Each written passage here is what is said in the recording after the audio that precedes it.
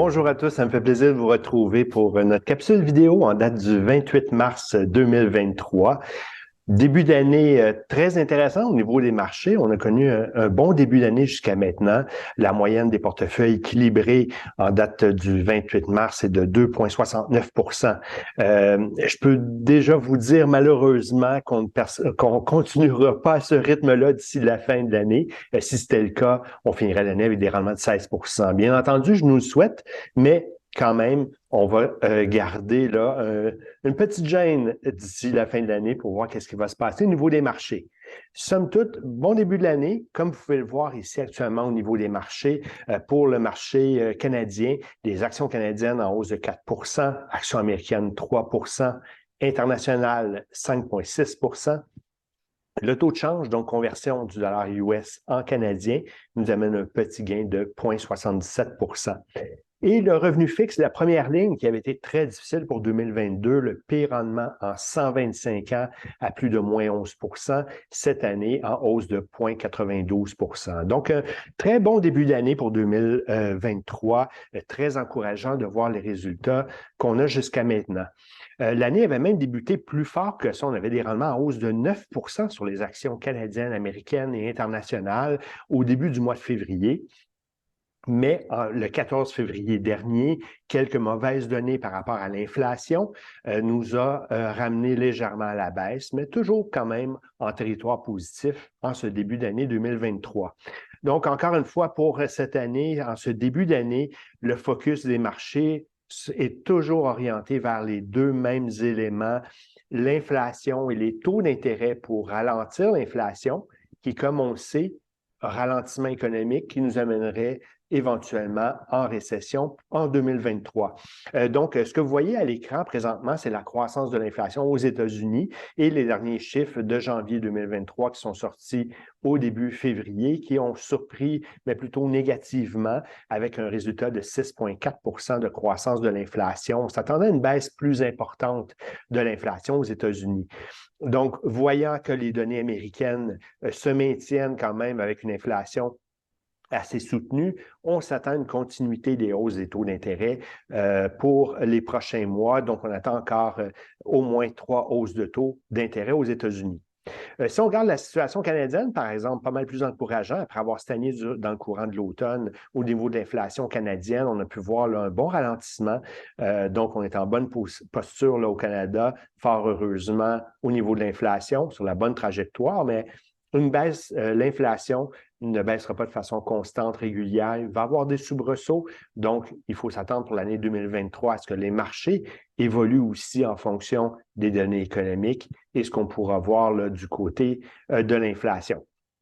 Comme je vous disais, 14 février dernier, on a pu voir au niveau des marchés, mauvaises données au niveau du marché américain, au niveau de l'inflation, recul au niveau des marchés. Et là, coïncidence, prophète de malheur, certains économistes se sont présentés dans des émissions télévision, de radio pour faire peur un peu à la place publique, pour dire qu'on s'en allait dans une situation difficile, même apocalyptique pour les prochaines années. Quand même, on va mettre les choses en perspective. Les meilleurs économistes au monde ont un taux de réussite de 59 donc presque une chance sur deux. C'est tout à fait normal. C'est comme la météo. À très court terme, on peut très bien prédire, ou même encore, difficilement des fois prédire la météo pour les 2-3 prochains jours. Donc, météo sur 3 mois, 6 mois, 1 an, très difficile à déterminer. C'est la même chose au niveau de l'économie et des marchés. Oui, on a un petit peu plus de précision, mais il y a tellement de données économiques, tellement de variables qui vont venir influencer la situation qu'on reste dans le territoire des prédictions.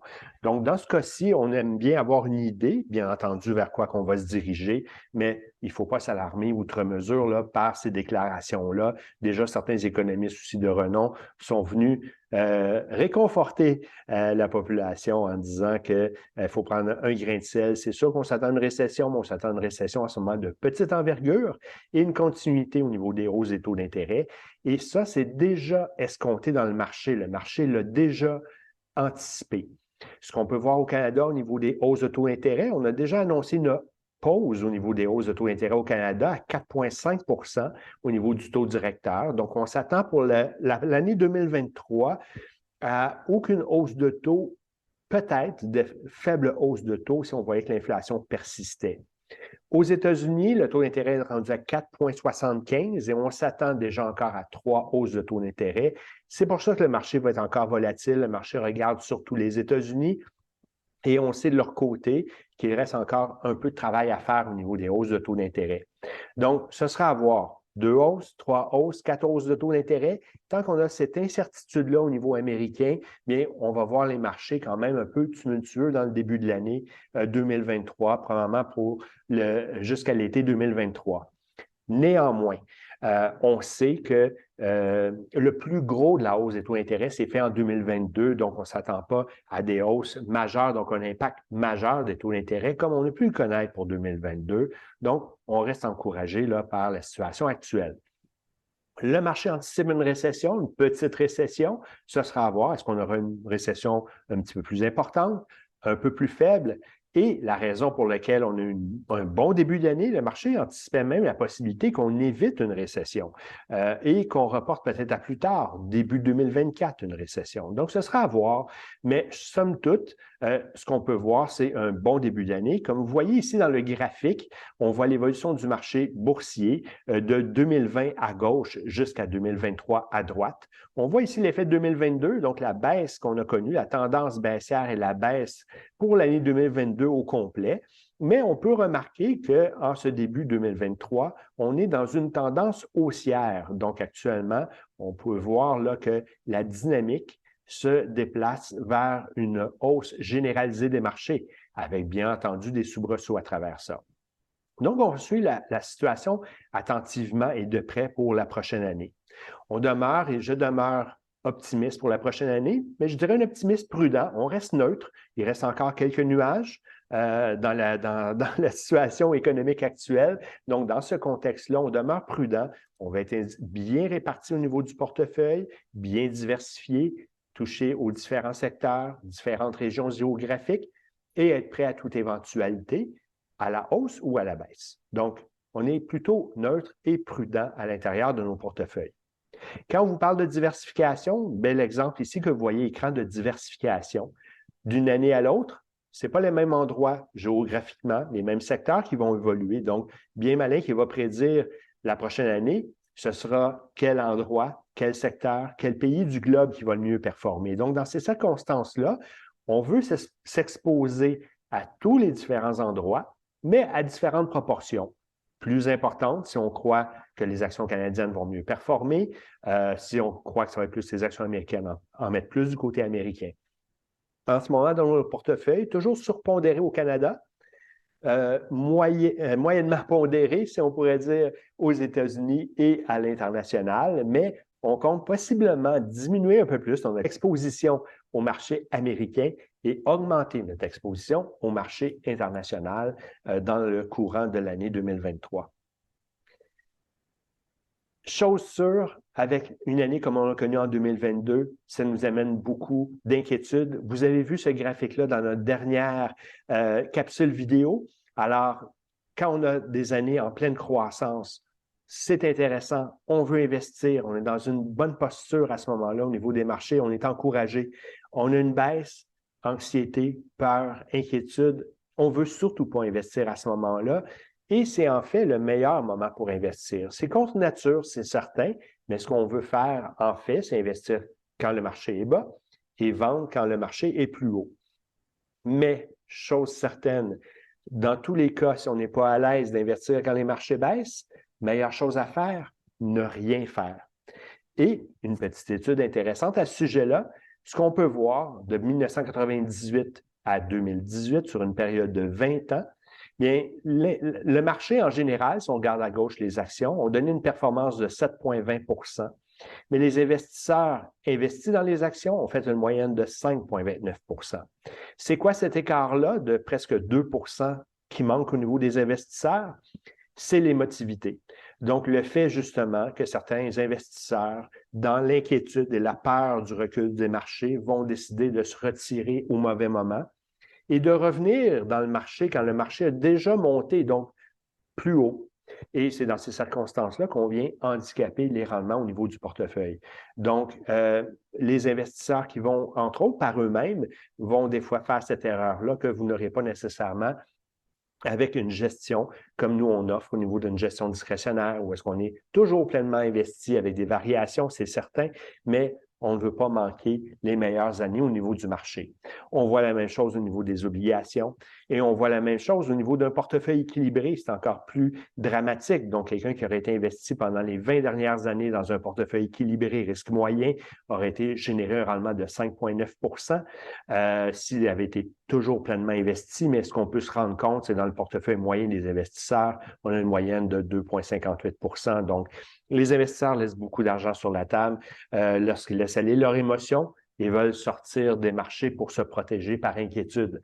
C'est sûr que si on prend l'exemple en ce moment des certificats de dépôt, sont très attrayants avec un 4,95 d'investissement sur un an garanti, sachant que les dernières années, les taux étaient de 1,2 et les placements équilibrés avec des actions pouvaient nous donner une moyenne de 4,5 Mais aller se geler dans un certificat de dépôt, lancer la serviette par rapport au marché, on peut manquer des très bonnes années. Donc, si la tendance se maintenait, comme je vous disais cette année, bien, on pourrait avoir un rendement de 16 si on garde le même rythme qu'on a jusqu'à maintenant. Je ne crois pas que cette situation-là va se produire nécessairement, mais c'est tout à fait possible aussi qu'on ait des rendements aussi importants pour l'année. Donc, le secret, toujours rester investi. Je vous amène dans un tout autre sujet. Caisse de dépôt et de placement. Très heureux de voir que notre bas de laine a donné des très bons résultats cette année avec moins 5,6 au niveau de la caisse de dépôt, alors que la moyenne des baisses pour les portefeuilles équilibrés dans le marché était de moins 10,73 pour l'année 2022. Alors, comment la caisse de dépôt est arrivée à des aussi bons résultats? Pourquoi nous-mêmes, dans nos portefeuilles, on n'a pas des aussi bons résultats? On baisse un peu plus, on est plus près de la moyenne, un peu mieux que la moyenne dans nos portefeuilles, mais pas autant que la caisse de dépôt. C'est quoi leur secret?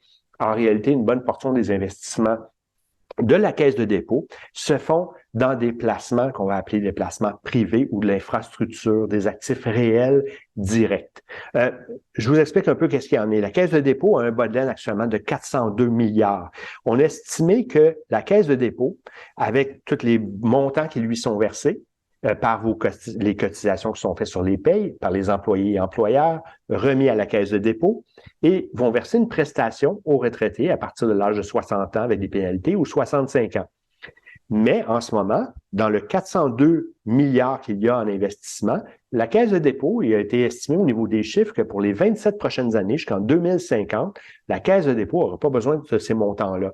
Les cotisations sont suffisantes pour payer les prestations qui sont versées aux bénéficiaires de la Régie des rentes du Québec. Donc, dans ce contexte-là, ils ont des sommes importantes qu'ils peuvent investir pendant de nombreuses années sans avoir besoin de les retirer. Très différent de nous. Si vous avez besoin de votre liquidité, bien, vous voulez avoir accès à votre argent rapidement.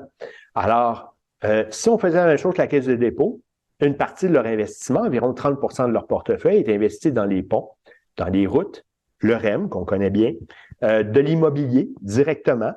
Donc, dans ce contexte-là, ils peuvent le faire parce qu'ils n'ont pas besoin de leur liquidité avant au moins, comme je vous disais, 27 ans. Donc, très facile d'investir dans un pont ou dans une route ou dans un immeuble si on sait que pour les prochaines 27 années, on n'aura pas besoin de cette liquidité-là. Si on investissait pour vous dans des ponts, des routes, un immeuble et que vous avez besoin d'argent, vous aimeriez pas que je sois obligé de vous dire qu'il faut attendre 3, 4, 6 mois, avoir eu la chance de vendre l'immobilier pour pouvoir vous remettre votre argent. Donc, c'est dans ce contexte-là que la Caisse de dépôt peut se permettre des actifs qui vont moins varier. Moins varié dans quel sens? Mais si les marchés boursiers baissent de 10 on va déterminer quotidiennement quelle est la valeur des investissements. Même à chaque seconde, le marché boursier va donner une valeur sur une action précise sur les marchés. Un pont, une route ou le REM vaut combien? Il vaut autant qu'un acheteur est prêt à payer pour. Donc, vous pouvez vous imaginer que le nombre d'acheteurs est beaucoup moins fréquent.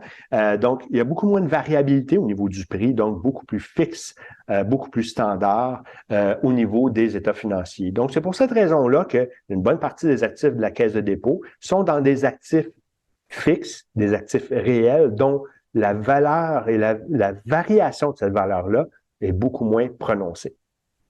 Mais chapeau, tant mieux pour nos résultats au niveau de la Caisse de dépôt. On en bénéficie tous et c'est certain que dans les marchés plus difficiles, comme on a connu en 2022 et même la même chose en 2018, la Caisse de dépôt va très bien tirer son épingle du jeu, contrairement à nous où on doit aller dans des placements liquides. Donc, bien qu'on va faire mieux et qu'on cherche à faire mieux que que la moyenne au niveau des marchés, bien, on va toujours, c'est certain, avoir un différentiel là, dans des marchés comme ça par rapport à la caisse de dépôt. C'est tout à fait normal. Donc, j'espère que notre capsule a été fructifiante pour vous, vous a donné des informations pertinentes.